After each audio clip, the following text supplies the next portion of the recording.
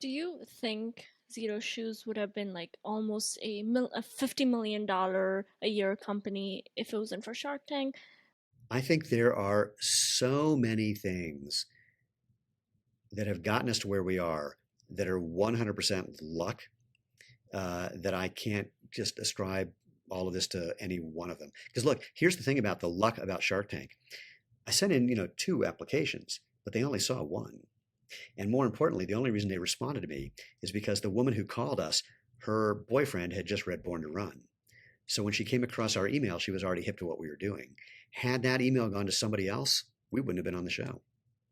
I've read somewhere that luck is when opportunity meets preparation. That's bullshit. So here's what I mean. Um, because again, there were like a dozen people opening those emails for Shark Tank. How did it? The luck part is the right one opened the email. Our chief product officer, Mhm. he's been with us for 11 years. In fact, right before Shark Tank aired, we got him on our company because he was walking his dogs one day instead of his wife doing it, while a friend of ours was walking his dog instead of his wife doing it. The dogs knew each other, so they were hanging out. So these guys were talking. This guy says, "Hey, what do you do?" He says, "I'm the global product officer at Crocs." "Oh, my friend Steve and Elena have a shoe company." At that time, we were selling a do-it-yourself sandal making kit. We did not have a shoe company. Dennis says, "Oh, well, you should give them my number." So, our friend gave us his number. I sat on it for months thinking, what am I going to do in talking to a guy who's been in footwear for 35 years, who's got this super high paying job. I mean, all right. So one day I called him, what the hell? We got together. It was supposed to be a half-hour lunch. It turned into 4 hours.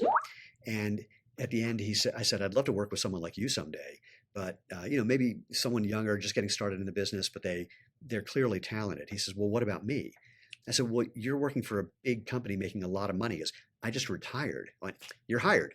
So had he not just retired, in addition to meeting because of the dogs, Right. had he not been retired, there was no way he would have worked for us. So we definitely took advantage of the opportunity that 100% out of our control luck put in front of us. But why? I mean, I didn't make him say, "I want to work for you." Like, we work really hard. We're smart people. But literally, look, let's start with this.